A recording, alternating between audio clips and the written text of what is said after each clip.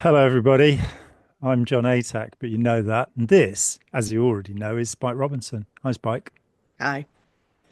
And today we're going to talk about language. And because people are only vaguely interested in what we do because we talk about Scientology, let's talk about the word Scientology first and the derivation of the word Scientology, because people get confused about this. Hubbard said it's from scienta and logos, mixing a Latin and a Greek, a Latin prefix and a Greek suffix, which is wrong, by the way. You shouldn't do that. And but he uses says it comes from the word skio.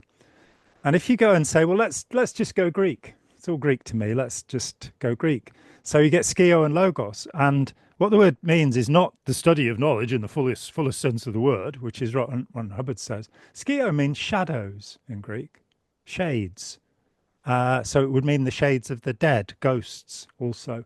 So it is Scientology, the study of shadows, the study of things that do not exist, or the study of ghosts. You can you can go whichever way you want. Language is an amazing thing. It it is what principally differentiates us from other animals. That we are able to we have a memory that goes back now thousands of years, which is to do with language and our ability to define things in linguistic terms. But there are two kinds of language. There is concrete language, which is like table or chair. And even there, we are dealing with generalizations. But there's also abstract language where we're dealing with concepts like love. And we live inside this linguistic construction. You know, as a young man, and I was a young man once, 50 years ago or something, I studied Zen Buddhism and I learned Zazen and I learned to meditate. And very early on, I realized that I was thinking in words and that there was something underneath that which was non linguistic and which I think perhaps most people never experience. And so I learned how to get into the non linguistic part of my mind. But just about everything we think is words. And what I found in meditating, was what, 18 or so, was that there'd be four lines of verbal thinking going on in my head at the same time. And this was really quite fascinating because the top line I was aware of, but the ones below were subconscious, not unconscious, but subconscious. They were happening anyway. And I realized that we keep thinking in words while we're asleep, and that words have all sorts of emotional tags to them that they evoke certain feelings. And so if we talk about controlling another person's feelings, most people, there are words per words, which are nice words like democracy or soft or fluffy, Freedom. freedom, liberty, liberty, and the liberty bodice. And Liberty fries. Oh, no, they're freedom fries, weren't they? It was Liberty cabbage in World War One that sauerkraut became Liberty cabbage. Words really do have an emotional impact upon us, like it or not. And for the most part, that impact is so rapid that we don't notice it. Then you get off into the two areas which we're going to look at. One is loaded language, where a language is determined to make you think a certain way. We said often enough before George Orwell, the appendix to 1984, where he talks about taking the words out of the language so you cannot commit a thought crime. You Mhm. can't even think that Big Brother is a bad thing. Now Uh, it's a TV reality show, so we don't have to worry about it. Yeah, a real life example being the Jehovah's Witnesses are trained to think of their organization as the truth, Mm. so that it has to be true, whatever they say. Yeah, and we find the same one in Scientology with the church, that Mhm. even people who are deeply opposed to Scientology will refer to the organization as the church. Now, Hubbard said you should understand the meaning of words and the etymology, the origin of words. And I agree with that. Alistair Crowley said it before him, and I think Samuel Johnson and various other people had realized it was important. I certainly had a dictionary before I got into Scientology, and I knew how to look words up and put them in sentences. But the etymology of words, where were they actually coming from? And that we need to dig into that. We need to understand what the reference is, where something is going, um, and where it's leading us. So with Hubbard and his loaded language, we have this word church. The word church comes from ecclesias, and it means a gathering of Christians. Yeah. And the reason that Hubbard used the word church, um, it became accidentally clear.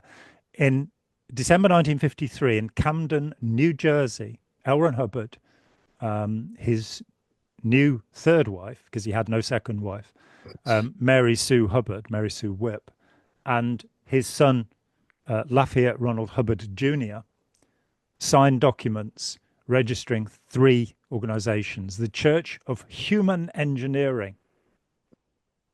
Don't know what happened to that one. The Church of Scientology. He would later lie and say that the first Church of Scientology was founded by Burton Farber in California in February 1954. That's not true. I have the registration documents, and I think I've we seen them. displayed them in one of the Toronto things we that's recently gone up. It was 10 years ago. I can But even put them on the screen. I've got them on my files. there you go. You see, some splotchy documents from Camden, New Jersey. The third church that he registered was the Church of American Science. And in the modern management technology defined, what is generally in Scientology called the admin dictionary, because L. Ron Hubbard didn't, look at anything he'd written, he never redrafted, he wasn't bothered. So when John Sanborn compiled this dictionary, he found a tape where Hubbard talked about the Church of American Science not long after he'd registered it. So probably in early 54. The reference is actually there for anybody who wants to check. And the Church of American Science is to recruit Christians and move them on to, and I quote, something better like Scientology. So the whole use of the word church was as a front to get hold of Christians, realizing that the majority of people in the English speaking world at that time were members of Christian churches. And so it was a part of the deception using language, which continues to this day. And it Yeah. gives a respect to them that they do not deserve. It is not a church. They still do the Christmas tree lighting at Legoland, which to me just feels like an absolute betrayal because you know how much I love Lego. Yeah, how Um, could Lego do that to you? I actually did write a letter. I got back, oh no, we practice religious freedom. And it's like, don't you understand? You're contributing Hmm. to a lie. And not only a lie, but a harmful organization So, that is so the, what you're saying is that the Church of Scientology has a Christmas tree made of Lego, or no, what is and this I story? don't know if it happens every year, but I do know that oh, which actress it was. It was the one in Dharma and Greg was lighting the Christmas tree at Legoland. I don't know if it was made of Lego, but it was a That would Christmas. be quite dangerous, wouldn't it? Because And the they also toxic fumes, I mean, uh, burning a Lego tree. I mean, electric lights. oh, okay, sorry. Yeah, we're a bit primitive around here. We But still haven't got electric light. but they also do that very famous Winter Wonderland every year in LA. So, and they're always saying, oh, it's totally compatible with Christianity. And yet you go into OT3 even, and Christianity is an implant, a lie produced that people were forced to believe 75 million years ago again, or billion. 75 million years ago, um, in this sector of the galaxy. Oh, yeah. Yeah, the Hubbard says that, and it's absolutely categoric on the Class 8 tapes, in his own voice. And we might even be able to find that. There are clips of it. I think Arnie Lerma probably had it somewhere. Where Hubbard says that Christ is an implant. There was no Christ. Yeah. And so, and then there's a policy called A Letter to a Roman Catholic, where he's saying it's completely compatible, Christianity and Scientology. And going, well, yes, if you believe in reincarnation, if you believe in karma, the overt motivator sequence, and if you believe, there is nothing about salvation through Christ in Scientology. He also, of course, in the Heaven Bulletin in 1963 said he had been to heaven. and that it was like Busch Gardens, which I think he's referring to Busch Gardens in Pasadena, not the ones in Florida. Um, I've been there. I've been there. Actually, I went to Busch Gardens. A friend of mine, he drove me out to see the site of Jack Parsons' house on South Orange Grove in Pasadena. It's not there anymore. And we drove past Busch Gardens, and I was really fascinated by Busch Gardens because it isn't a garden anymore. And it kind of went, oh, they paved paradise and put up a parking lot. That's what happened. And it was Basically, that, you know, and Hubbard he's basically saying it's a Potemkin village. Heaven is an imaginary thing. So if you can be a Christian and accept there was no Christ, that heaven is an invention, and that this one was a bit more rare. There's a copy of a book called Notes on the Lectures, which was elsewhere published as the Phoenix Lectures, but I have a copy of it published in South Africa, where it's called Notes on the Lectures, not to be confused with the other book that's called Notes on the Lectures.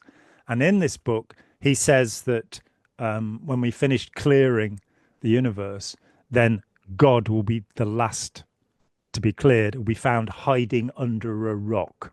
that's right. So it most definitely is in no way compatible with Christianity. No, you just had me transcribe, and then I had to edit the transcription so that it actually said Mm. what was being said by Hubbard. It was a conversation between Hubbard and somebody Hitchens, Tony Hitchman, and called these days called the Zimbabwe recording, but it was actually called Rhodesia at the time. yeah. It's the only for public use recording that Hubbard made. Mm, You know, there is, of course, on our channel, Shrinking World of L. Ron Hubbard, which everybody ought to watch. Everybody in the everybody, world ought to watch because Charlie Nairn yeah. did a brilliant job interviewing Hubbard, and But he's in pathetic, you know. Yeah. Oh, but in that other recording, he says it's anybody can come, and it's separate from religion. It's this. I swear I lost brain cells working through that Mm, transcription and seeing the tautologies, the double speak, mm. the absolute rudeness to this guy that he probably gave this guy the questions beforehand. Oh, he's a Scientologist, Hitchman, yeah, Yeah. So which you're not told at any and point. It's said, as if it's an what independent does it have interview. to do with psychiatry? And how very rude of you to ask that. And it's like, you told him to ask him that. I'm sure of it. Yeah, absolutely, of course. And but the also And he also claims that he never took drugs, I whereas know. elsewhere we've got him admitting taking amphetamines, barbiturate, quite publicly in lectures and in books. But But he there we does go. go and say that it's compatible with every religion and anybody of any religion, and it's Mm, even better than all the religions. mm. But Yeah, that it'll make you more devoted to your religion, but in fact it's in contradiction. Um, Whichever way you look, it's absolutely in contradiction with Buddhism, Jainism, Hinduism. It's certainly and profoundly in contradiction with Islam and with Christianity.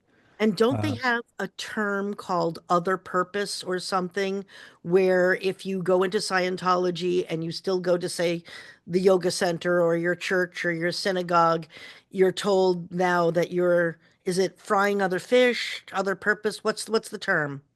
but it's another intention, Another intention. and it can be a counter intention as well. And of course, you're not allowed to mix practices, and this is something this came up when I was talking with Alex Blons Ross, Mm. that he was saying, and bless him, that he's, you know, people can believe what they like, and he's not against Scientology in those terms. And I said, well, yeah, but Scientology is not a system of beliefs; it's a system of practices, and the practices are dangerous. The practices are hypnotic, and they put people into deluded states where they imagine certain realities about the world, and which can make them lose compassion, make them be well, profoundly unpleasant in my experience, um, viciously so, um, convince people to commit criminal acts, which of course has been a major part of Scientology. I wrote a paper called Scientology, Religion or Intelligence Agency. Hmm. because it can be seen that it is, in fact, an intelligence agency that protected Ron Hubbard, that flowed huge amounts of money to Ron Hubbard. I mean, he left $648 million, all of it taken from Scientology. He had no other source of income despite claiming to be a really successful author. They had to pay to get Battlefield Earth put out there. Um, they bought printing of 40,000 copies, which is a big printing, and they gave the publisher $250,000 to use as they liked in promotion. And then they sent their own people into bookstores to buy them, which caused a bit of a scandal. I did a piece for the San Diego Union, I think in the 1980s about this. And Joel Welkos and Bob Welkos and Joel Suppel, who wrote the brilliant Los Angeles Times pieces in June 1990, they were very annoyed with me that I'd talked to the San Diego Union and told them this thing, which they considered to be their scoop. Well, I certainly didn't get it from them. What was happening was that bookstores, Barnes and Noble, wherever, were getting boxes of their books with their price labels already affixed. So what had happened was that Scientologists had gone in, bought box loads of them, and then not remembered to take the price labels off before sending them as new stock. And they got onto the bestseller list that way, Yeah. very briefly. But it didn't make any money doing that. It cost a lot more. So $648 million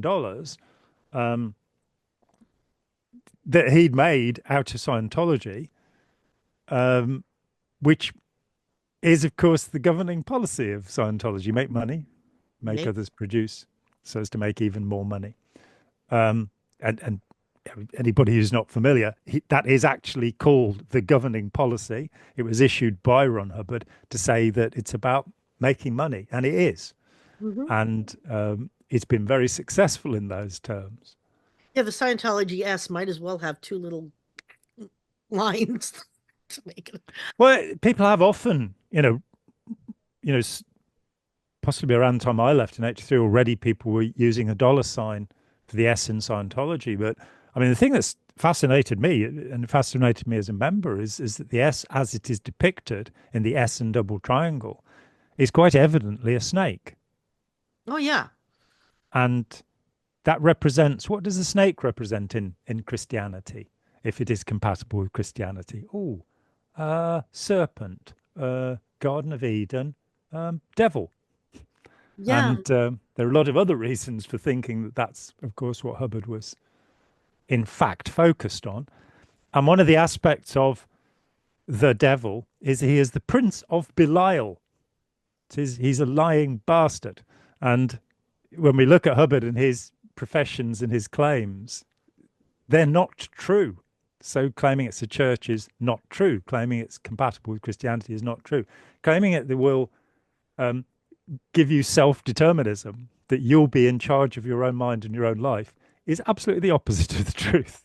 It will, in fact, enslave you psychologically so that you will have to agree with everything Ron Hubbard said, and you will never achieve a state where you can perceive, how to undo the terrible traps that have been laid for us.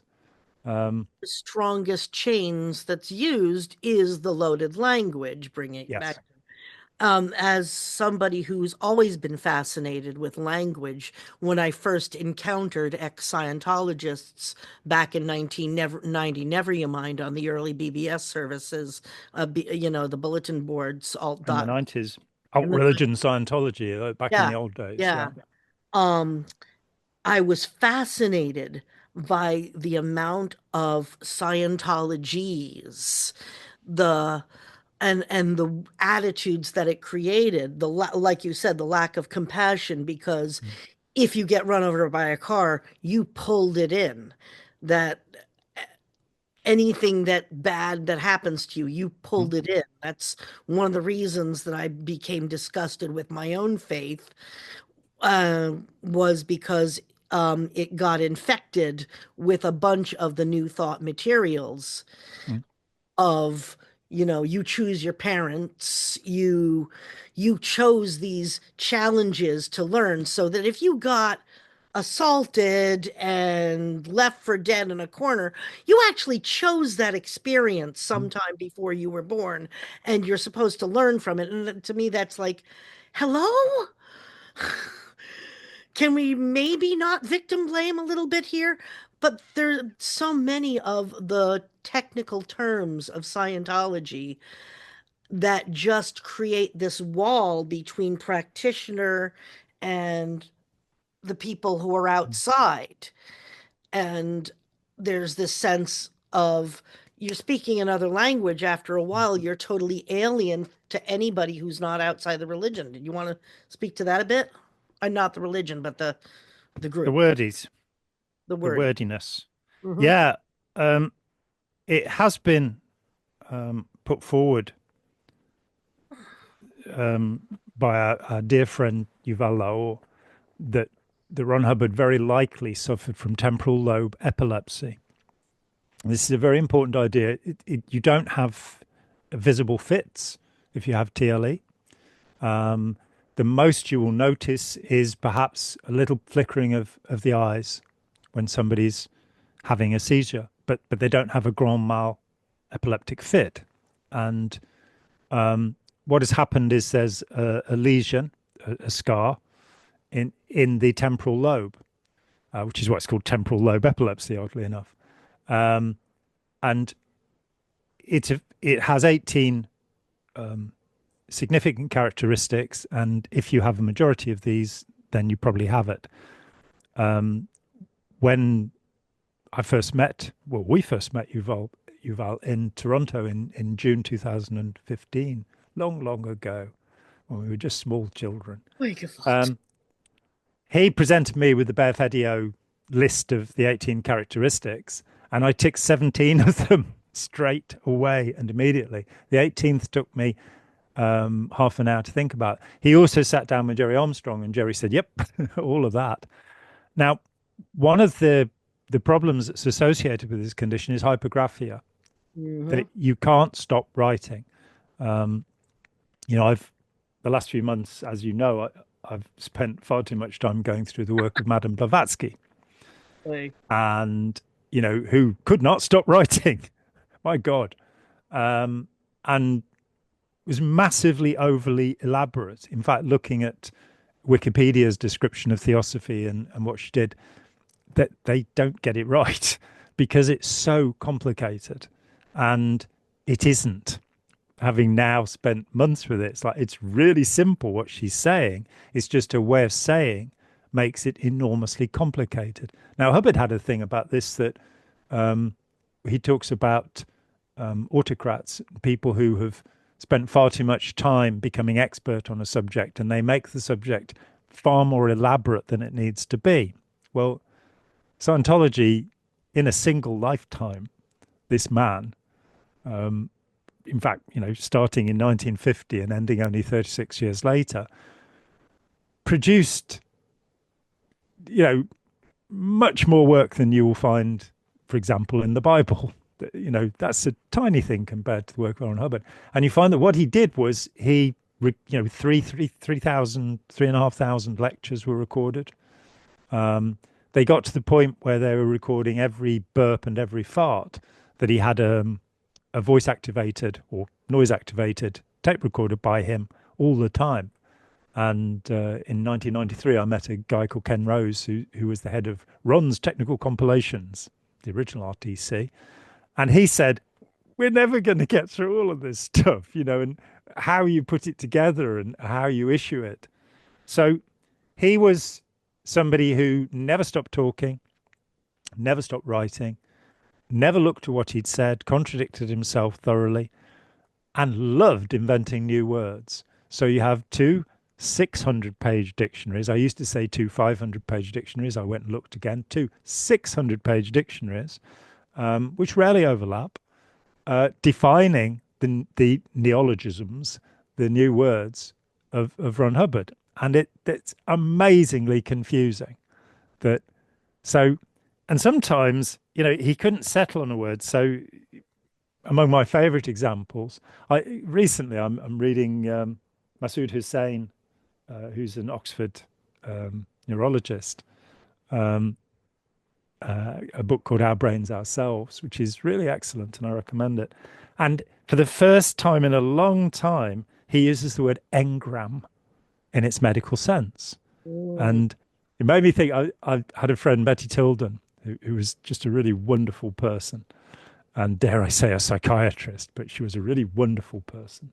And um, when I think the second time we met, I said, "Oh well, he picked up the word engram," and she said, "No, he didn't. He invented it." I went, "No," and it's one of those things that stuck in my head. 1936, Dorland's Medical Dictionary defines an engram as a lasting cellular trace. It's also in Crowley, or I think it is, because my cult leader used engrams. He was big on engrams. Oh, and of course, it means a memory, an Yeah. engram. And the idea is it is stored in some way in a cell, and we're still a bit confused about how that works. But before he called it an engram, he had two other names. He called it a comonome, and he called it a norn, which comes from Viking mythology, the Norns.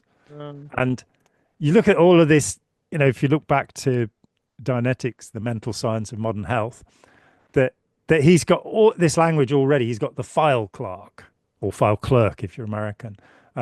He's got the repeater technique. He's got charge. He's got secondaries, locks, all of this language, and he then dares to say in the code of the auditor, the person who's hypnotizing you, that you never evaluate for the pre-clear for the person who's receiving this stuff. And you're kind of going, so here we are, you've got this 400-page book that you've read before you went into the session, but you never evaluate. You've been told all of this stuff and you're desperately trying to remember it all and all of these new words. Um, 1,200 pages of new words, most of them irrelevant because there are, in fact, already perfectly good English words. In fact, perfectly better English words. He is very clumsy in his use of language. There's nothing poetic about, calling people terminals, for example, which is like, okay, dehumanizing as it is known in the trade. Um, but making it sound sciency. There was a story I was told by Perry Chapdelaine, who was a mathematician and was involved with Hubbard in the early 50s and still believed in a lot of it when I was in touch with him in the 1980s. And he said that one night Hubbard had said, bring over a bottle of bourbon and we'll work out something that sounds scientific. And they sat and wrote the Dianetic axioms, which nobody reads. And which are, who cares? But lambda affects theta with, gamma. And, so you've got this sciency sounding language. And it shifts because as he gets into Scientology, which begins around about February 1952, so Dianetics has come out in early 50. He gets into Scientology and he shifts from making it sound scientific to how do I reframe magic? How do I take the concepts of bewitchment and enchantment and transform them? And we starts using words like intention. This is if there's a core word to Scientology, it's intention, because you're meant to be able to intend things to happen just by willpower. You can make them happen. A bus will arrive because you've willed the bus to arrive. And you're not really thinking about the principles of causation here and where the bus has had to be and how many people have had to get on it. It's about your will. And it's, your will's in fact in conflict with, well, 8 billion other people, let alone all of the dogs, cats, and ants and all of their intentions. it's very solipsistic. Isn't it? Yeah. There's a story by Hubbard called One Was Stubborn during his last run of fiction stories up to 1950, where he gets into the topic of solipsism, the idea that the universe is just your imagination and you are the controlling element in it. I didn't mention Donald Trump at any point while I was No, you saying did that. not. No. So yeah, you create this incredibly elaborate forest of language. And then, and I keep repeating this because I love it, that I am told that Immanuel Kant said that, well, yes, we live in a universe which we all share. It's physical, it's out there, like it or not. Hubbard said it both is and it isn't in different places. So we won't get into that. Schrodinger's universe. Well, yeah, something like, and whether it has any cats in it. Um, but the reality is that there is a universe out there, but each of us inevitably lives in our own interpretation of that universe. So we have all sorts of feelings, and that can be physical, physiological feelings, like the sense of panic, when the blood rushes out to your muscles from your organs and you get butterflies in your stomach. That's a feeling that you get, but it's emotional as well. It's anxiety. These things can be triggered by words. Oh, That, yeah. just say ethics officer to a Scientologist or Armageddon to a Jehovah's Witness and see what happens. Back when I was still recovering, all it had to take was just saying dark moon or saying focus in a certain, Yeah, and I'd be right back in that state of dread that I spent 2.5 years in. I yeah. mean, to anybody listening, I'm much better now. I very rarely even think about it unless I'm using it as an example Mm, to illustrate how it works for other people. To mm, me, it's like a bad movie I watched on TV once or half watched on TV, and the videotape is put away in a drawer somewhere. That's mm. how real. But getting back to the language, I'd like to address the, what did you call them, initializations? Initialisms. Initialisms, all those three-letter little and two-letter Mm. little tidbits that you can all of a sudden have a totally incomprehensible conversation just going, okay, well, he's PTS, so you have to take him to you Yeah, want to does not have any devotee about this, Spike. He's got a PTP, he's got ARC breaks, and we've got to pull his overts and withholds, um, so that we'll be able to clear him. in English. Who knows? P, PTPs, present time problems, ARC breaks, breaks in affinity, reality, communication, or understanding, overts, the transgressions or crimes that somebody has committed, breaches in a moral code, Hubbard says, withholds the overts that you've withheld. Missed withholds, which is a person, whist withhold, is a personal favorite of mine, is the idea that you think somebody may have guessed some horrible thing you've done. And the exact one of the examples that Hubbard gave, and I did do the class 2 auditors course where this tape exists, is he's talking about, and I was quite shocked because this was a 1960s tape and he's for public consumption. He says, somebody says to this woman, "So you please dogs," and it's a reference to something that Would but get us demonetized. Yes, enough yeah, said. but but so you get this set of concepts, and if we take just that particular one, the missed withhold, the reason that somebody is hostile or critical is because you have missed one of their withholds. It might not, it's never because you've done something wrong.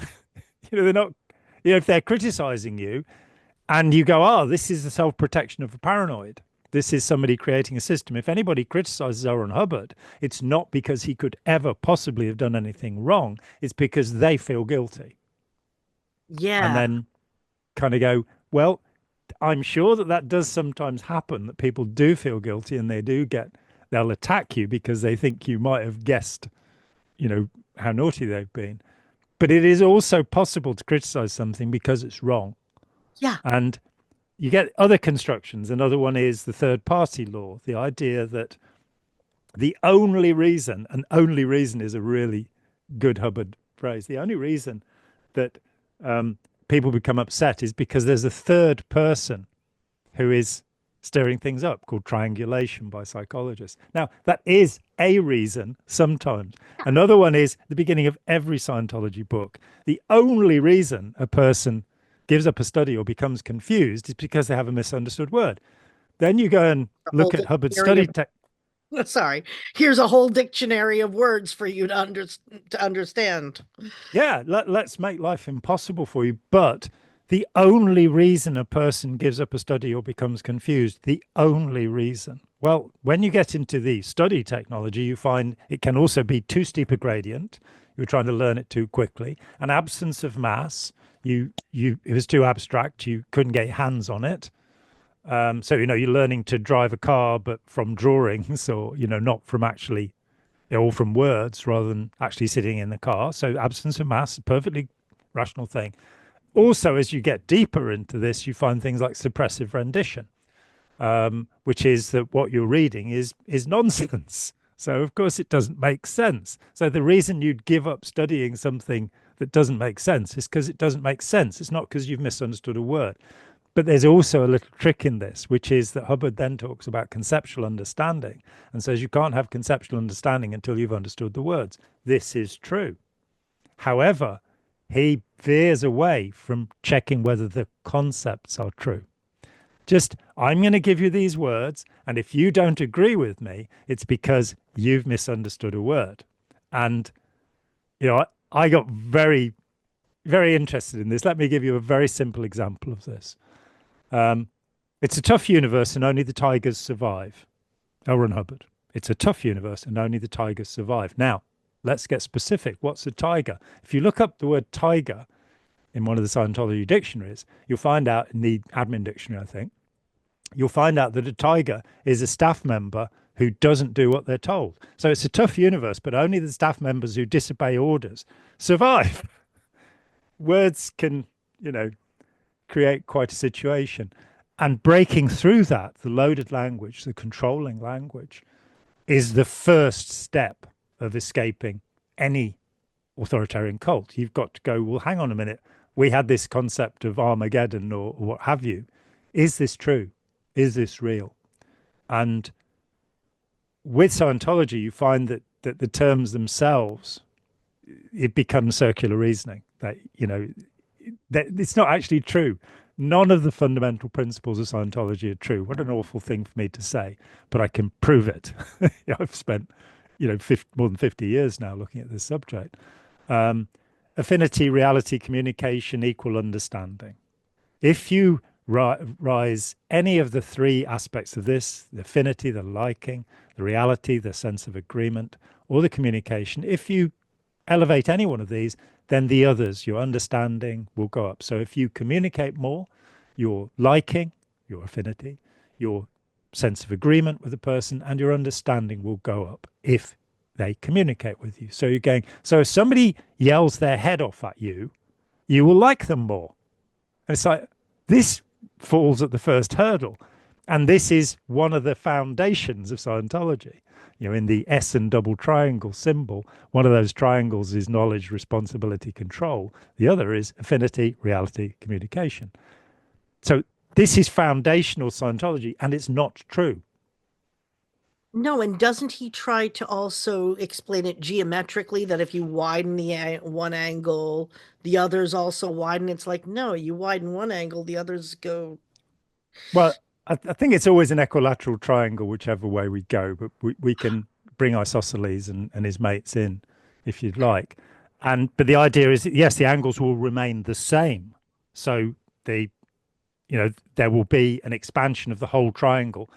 The area inside the triangle is understanding, and the 3 points of the triangle are affinity, reality, communication. You're having a cognition, aren't you?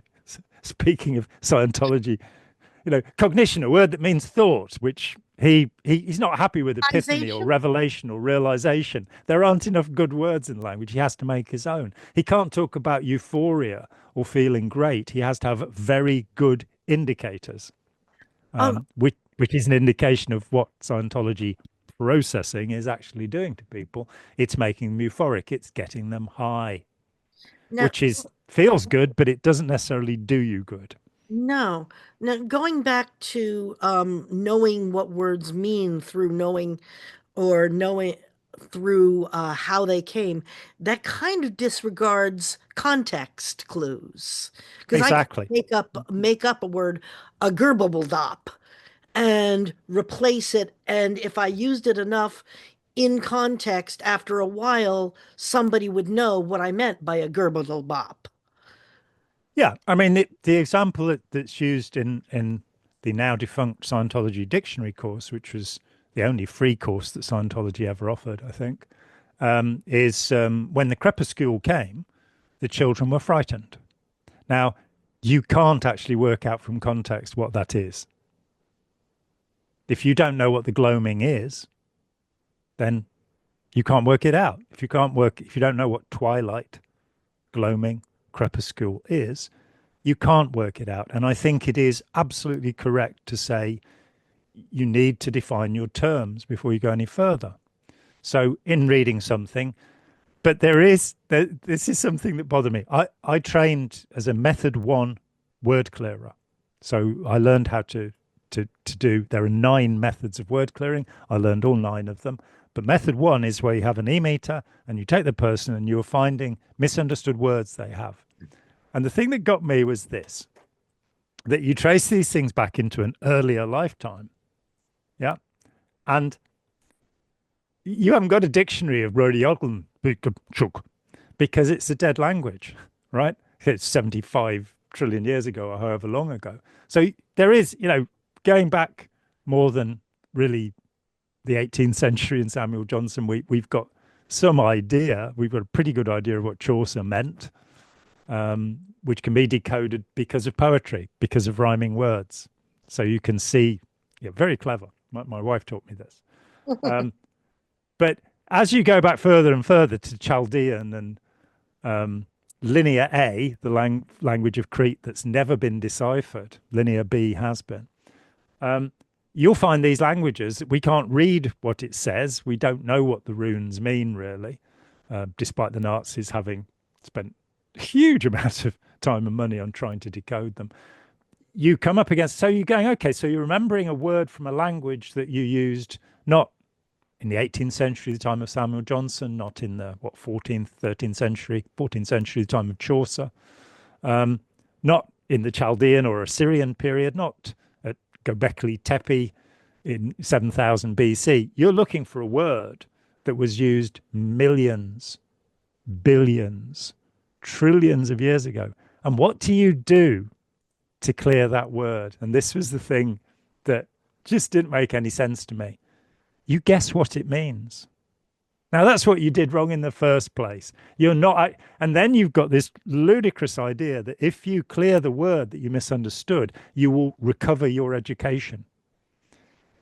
Also, So, the idea that this is a word that was missing in your maths when you were 7 years old, and now all of the maths you did afterwards will make sense to you because you cleared the word. No, it won't, because you won't have understood it because you didn't understand the word. So, in fact, you have to relearn and reacquire those subjects. The idea that they'll magically come back to you is not true. It's infantile, in fact. the also the other thing is that once you understand the words, you will agree with what is being said, Yeah, which is that's the thought of a narcissistic, predatory mm, abuser. That as if only you understand me, then you'll be okay with what I'm doing to you. yeah. And if you disagree with anything, it's because you don't understand it. And so in Scientology, where you see, my first shock when I went down to Saint Hill in south of England, and just outside East Grinstead, was there all these people wearing what I later learned were Coast Guard uniforms. We talk about them being sailor suits, but they are in fact Coast Guard uniforms, or they were then. And how was I supposed to make sense of that? Why were they in sailor suits, Coast Guard uniforms? Well, because L. Ron Hubbard had a thing called the Sea Organization. Or what was the Sea Organization? It was a group of people that went with him aboard a small number of vessels in the Mediterranean, largely, over a brief period of time, who served him as the Commodore. And I may have misunderstood the word Commodore because I thought that it was being a reference to a naval rank. But I think he may have been aware that Cornelius Vanderbilt the first of the modern American plutocrats, was known as the Commodore. So there may have been, he was asserting himself in a different way. But why should this religion have a Commodore and people in sailor suits? How does that make sense? It gets worse because they wear campaign ribbons, which is actually illegal in this country and in the United States because it's what's called stolen valor. Hmm. Now, these campaign ribbons are for successful missions for Scientology. A I question. managed. Yeah, go ahead. Question. Was Hubbard's father was in the Navy or the Air Force? He was in the Navy. Navy. Could this be daddy issues? Well, Herbert himself was in the Navy as well. Oh, Um, yes, of course. and I think this is more likely. I mean, his father seems to have been a relatively amiable man, Oh, okay. Harry Ross Wilson. And that the first piece I wrote for Tony Ortega in 2013, he said, "Well, tell us about L. Ron Hubbard." And the last piece was to say, and of course, when he talks about the family name Hubbard, his father was adopted and his birth name was Wilson. So, there is no, let alone the Count de Loop, the de Wolf, sort of all Yeah. these nonsense things. So he probably did have some daddy issues, but as far as I can tell, and I did spend far too long working on this and researching for Russell Miller's excellent Barefaced Messiah, um, Hubbard didn't see very much of his father. No. He was, we couldn't quite work out what he was doing, but from 1917, when Hubbard was 6, he was in the Navy. And I say, why doesn't Donald Trump play that song? Why is it always YMCA? Why is it not in the Navy? Because it's just as good. You can hang out with all the boys. And do you know, I found this out from Rachel Maddow, that the Enola Gay, the photographs of the Enola Gay are being erased from the record because of the word gay. No. And because all DEI reference, I think 26,000 photographs are being deleted from National Archives because of DEI issues. And you're going, the Enola Gay, And which is why don't actually the name of the pilot's mother, by the way, which probably and speaking comes of on. language, it used just to mean merry or bright or Yeah, happy, joyful. yeah. The child that is born on the Sabbath day shall be bonny and blithe and good And and gay. But we're not allowed to say that anymore because that's because DEI. God And forbid we should recognize that homosexuals exist.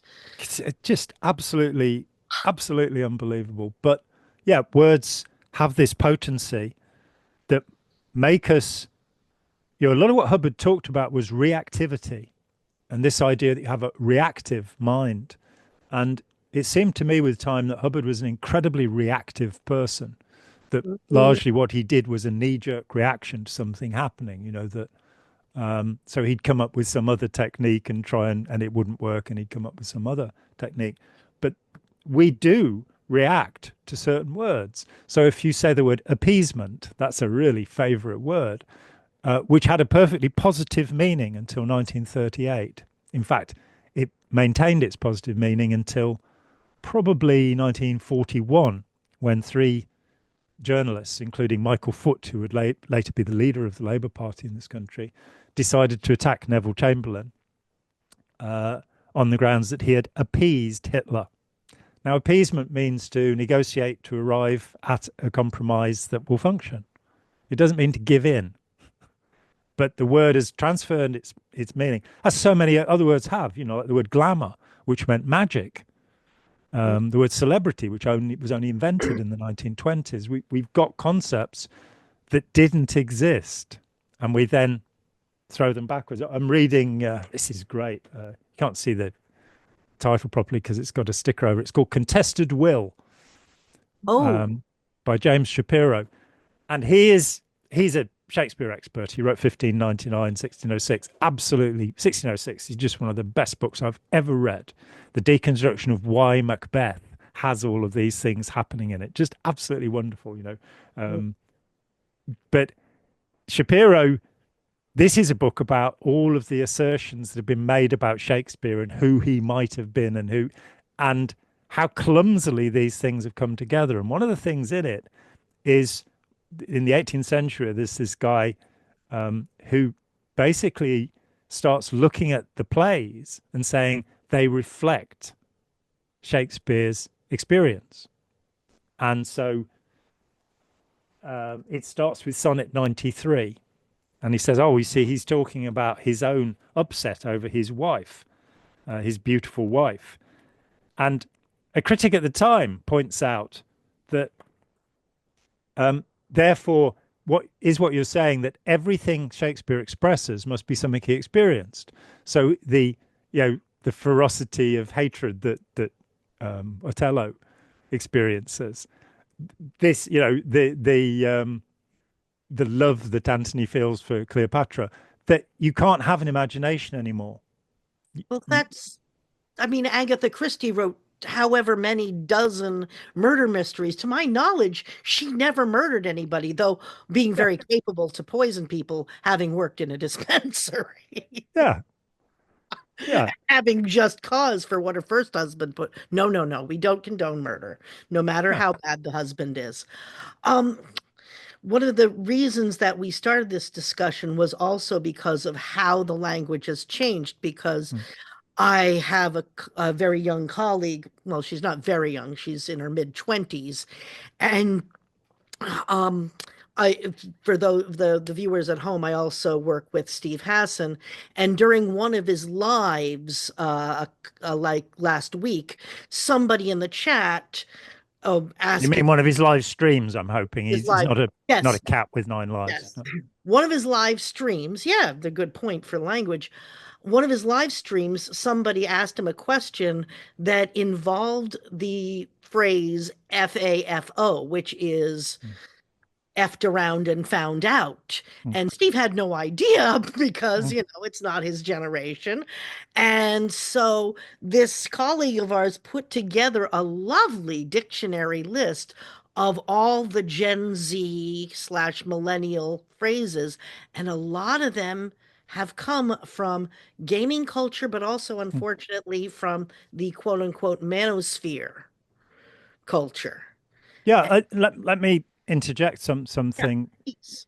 A friend of mine, when her mum died, she received a card from somebody um, expressing sympathy, and at the end it said LOL.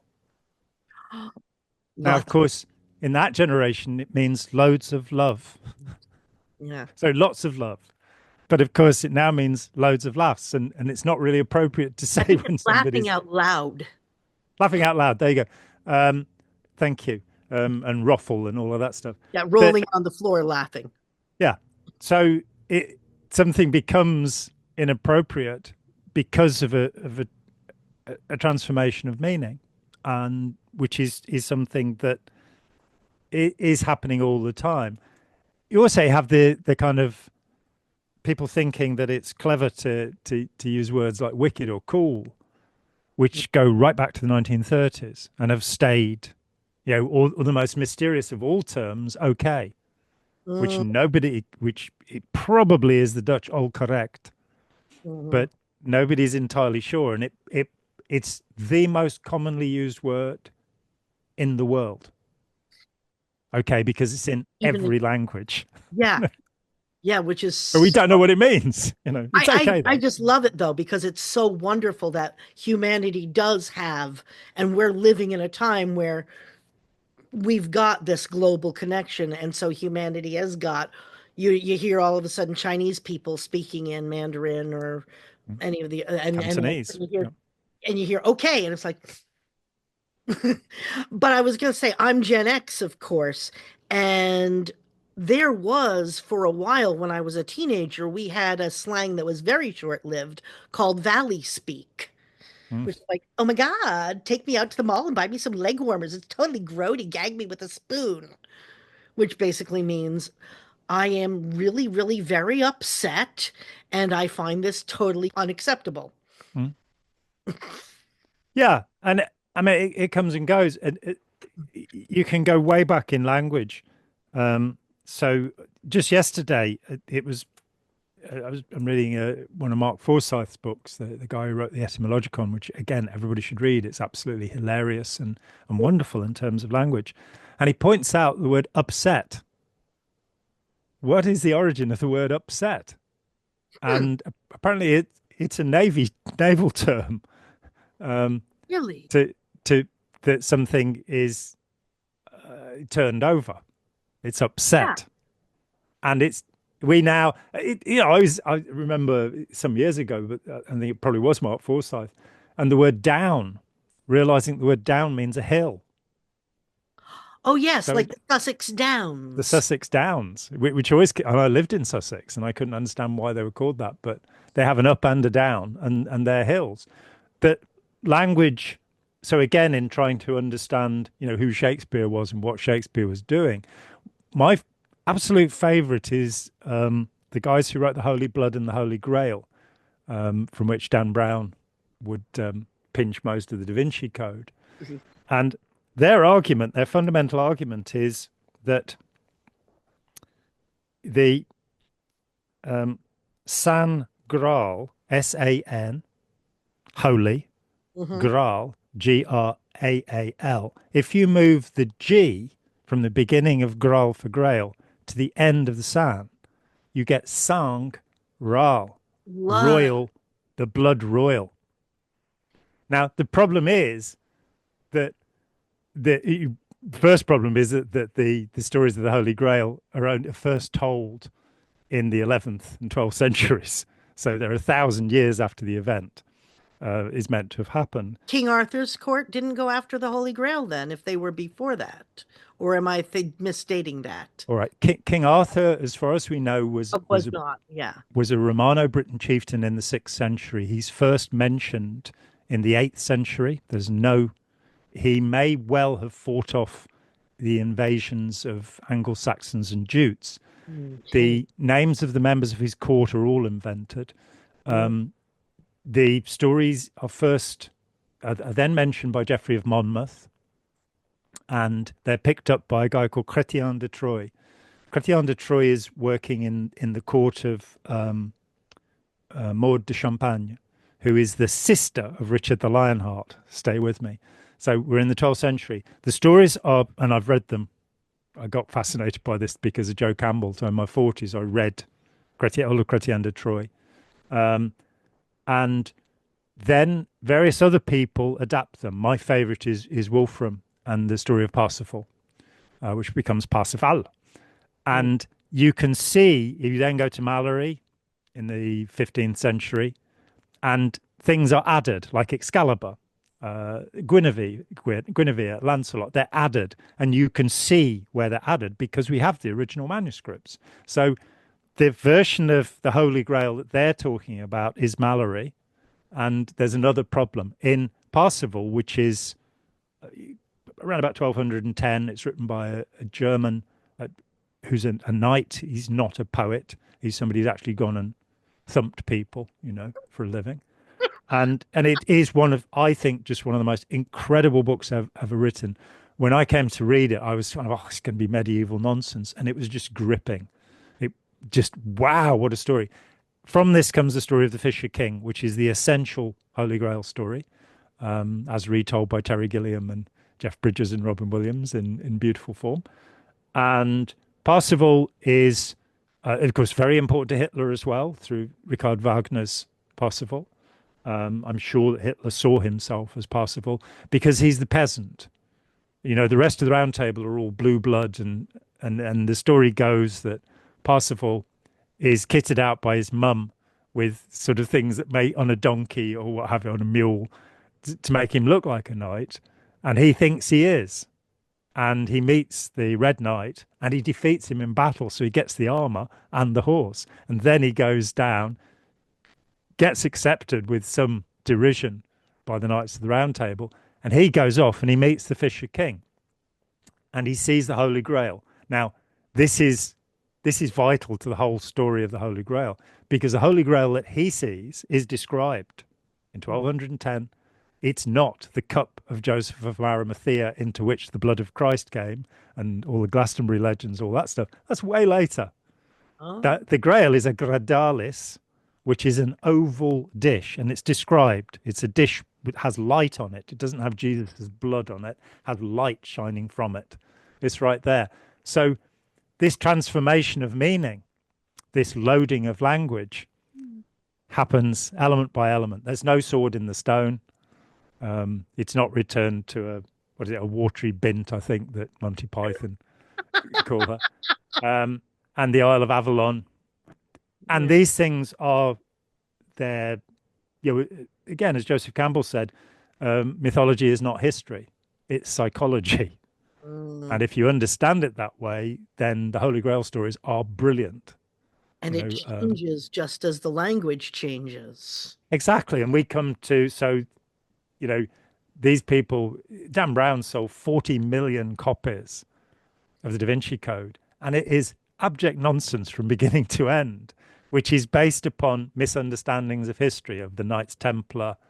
Um, yeah, I had one night, I was many years ago, 40 years ago, I was at a party with a guy who was an expert on the Masons and the Knights Templar. He worked for the BBC, and he said that whenever the two guys, Bayesian and Henry Lincoln, joined them, I can't remember what the other guy was called, but whenever they gave a lecture, he would be thrown out because he'd stand at the back and say, by the way, the Knights Templar, what you're saying here is not, and they'd just have him thrown out because they weren't up for the dissent. And he had incredible things that he'd found out about the real stonemasons and their craft and going back to, and he's saying, no, it's all just made up. Freemasons, Rosicrucians, all of this stuff. It's made up in the 17th century, and then tries to get an origin in the Book of Thoth and the Emerald Tablet of the Egyptians and all of this stuff. I've spent far too much time with this recently. But so just as Shakespeare did, he I don't believe originated a single story. You know, King Lear was he wrote 3 months after the original of the play had come out. He had Holinshead's Chronicles for the histories. Mhm. He had the Decameron, Exactly. I was going to and point. he would just massively improve these stories. And you know, and it doesn't matter until you start believing that there is no such thing as imagination, Hmm. which is what I think Ron Hubbard, Aleister Crowley, Carl Gustav Jung, and his nonsense on alchemy. These people start believing that there must have been something that happened that caused Tolkien to think of Gollum, that there must have been some kind of deterioration of a hobbit into an orc-like creature that really, really happened. Oh, And well, as I've said before, my part of the theology of my group was that all of these creatives had lived lives in other universes and actually experienced this, and they were just remembering or even misremembering.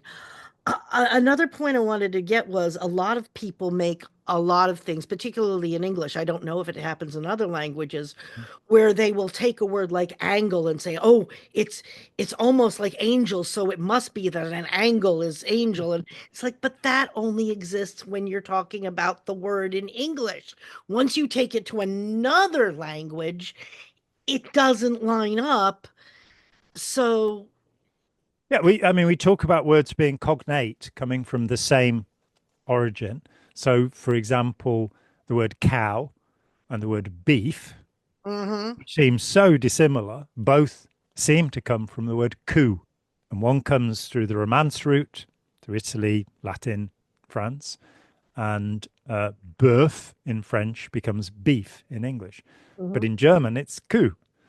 And they've come from this root word, and that gets us to Jacob Grimm, one of the Grimm brothers, who gave us Proto Indo European or Pi, the idea of consonantal changes between languages. On the term angel, of course, you have the, I don't remember which pope it was, but when little blonde haired English, Anglish boys were taken to him, said they are not angles, which is to say English, they are angels. And the the word angle in a triangle, three angles, and the word angel and the word angle for an English person come from three different places. But then you often, of course, find words that surprisingly come from the same place. To be definite and to be infinite Mm. both come from finite, something that is measurable and has limits.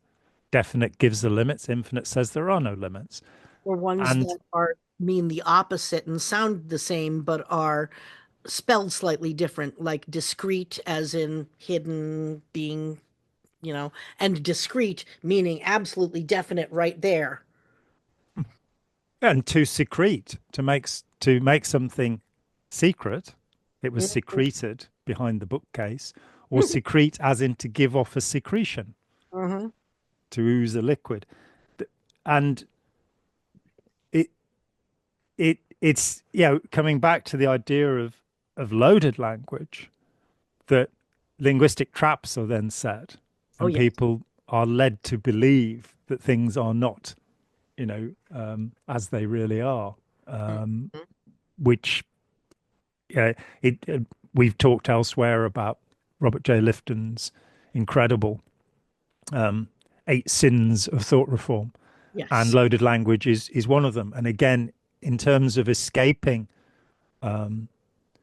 authoritarian influence and indeed understanding the world, whether you've ever been in a cult or not, those 8 points are profoundly useful in looking at relationships that we have with the world and saying, is this what's happening to me? And loaded language, when we look to, when Scientology embroiled me in, I don't remember how many court cases I was involved in, it got that bad.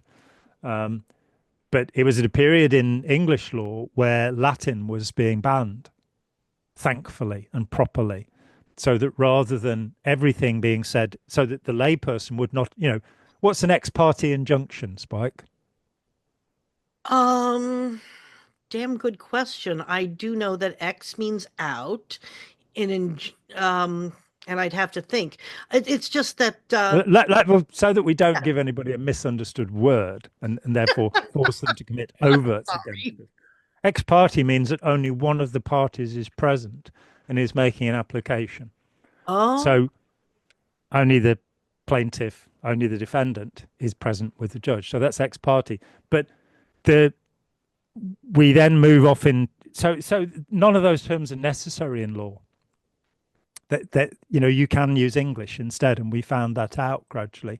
But or it the makes language you that makes you seem like a kind of priestly caste who are, have a superior knowledge, and that then gets us into medicine and the use of, you know bizarre words like you have it. Have you got a hematoma at the moment anywhere? bleeding somewhere.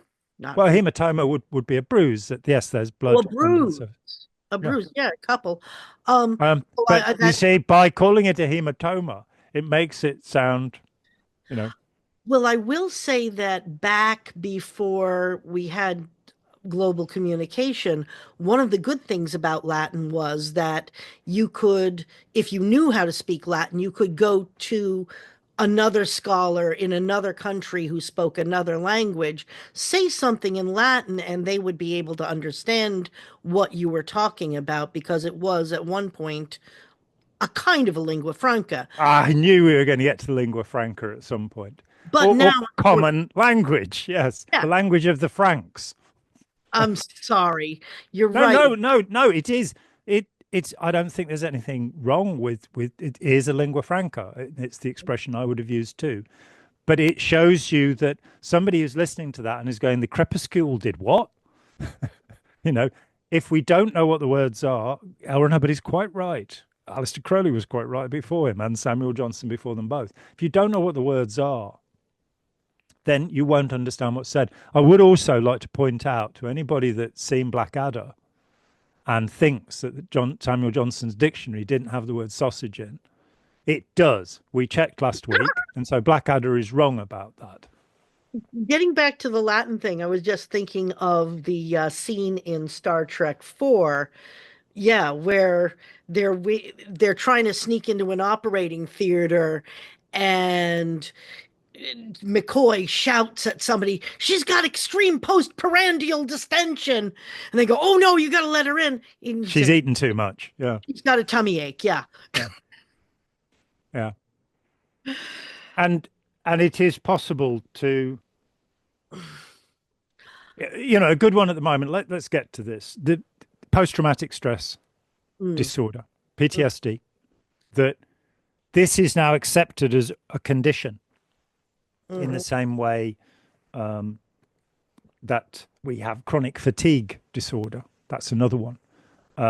We have irritable bowel syndrome. There are all sorts of these expressions which are global. They do not indicate a single condition. So, if we look to chronic depression, and chronic, of course, as you and I know, means long term, not awful, which is the way it's popularly used. Chronic, as opposed to acute, which is short term. Chronic depression, long term depression, endogenous depression that there is no reason for, as opposed to reactive depression or unhappiness, which should not be treated with antidepressants. yeah. That's just really silly. And of course, 80% of antidepressants are being handed out for unhappiness or, my life's shit and I'm finding it hard to deal with.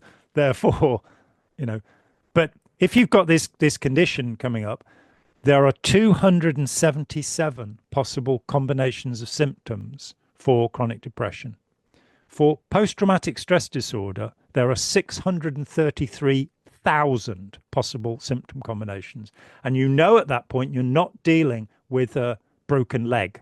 You're not dealing with a simple problem. You're saying, this person is upset.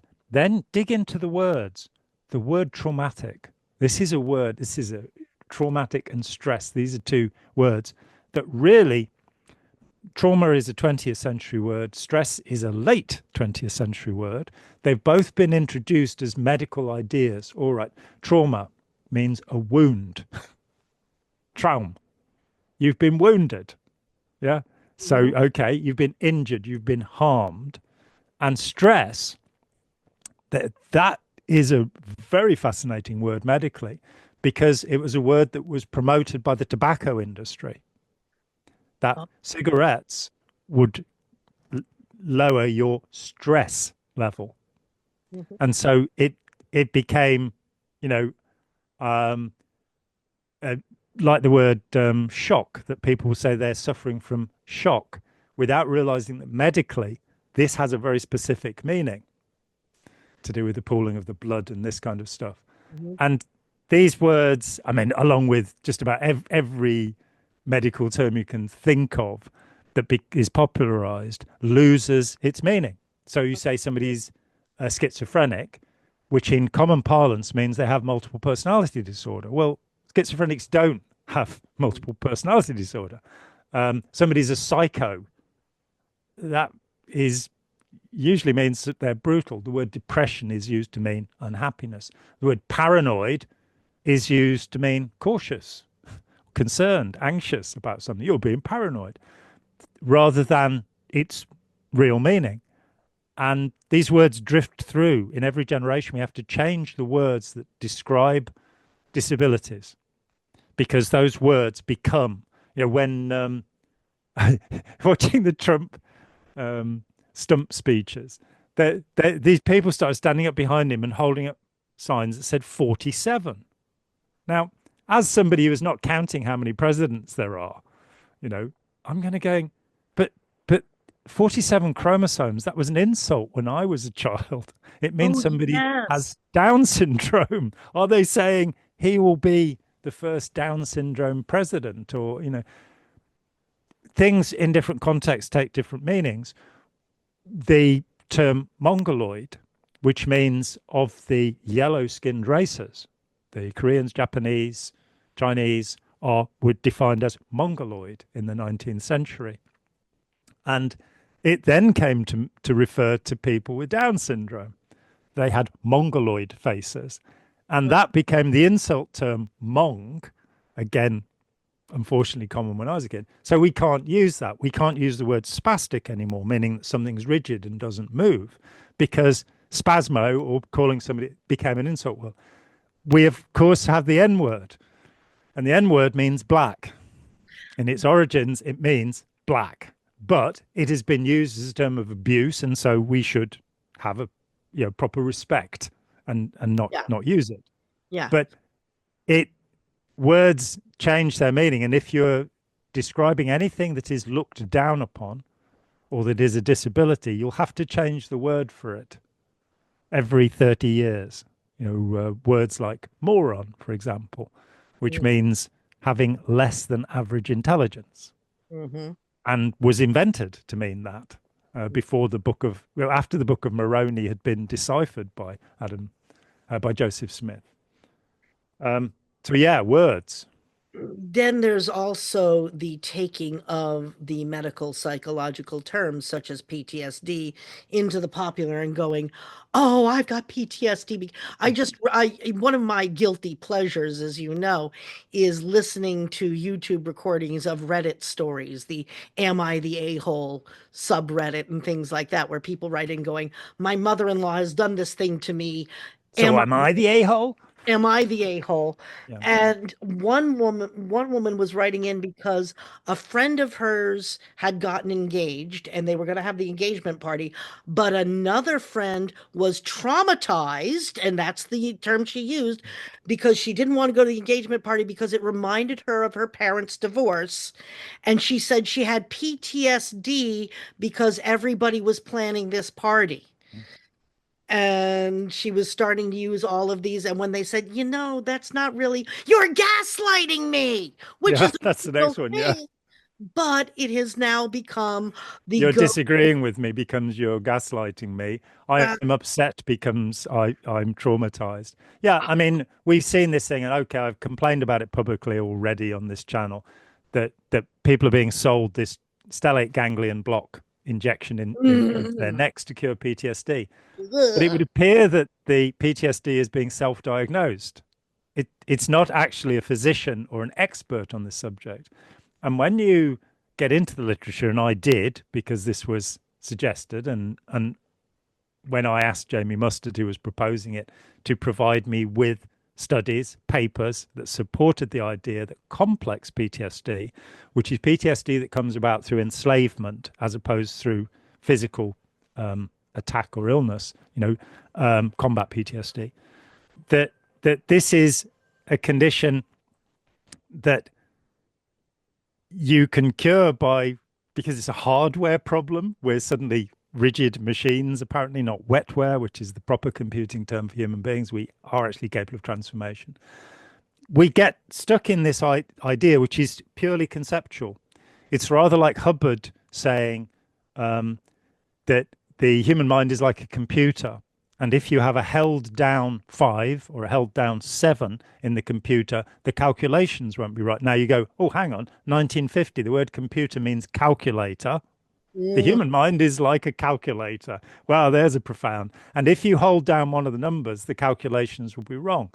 And as Hayakawa, in his brilliant, the head of general semantics, in his brilliant, and a senator, in his brilliant deconstruction of Dianetics, says this is an absolute metaphor. By saying this is true, we can now have other metaphors that come from this that will compare you to a calculating machine.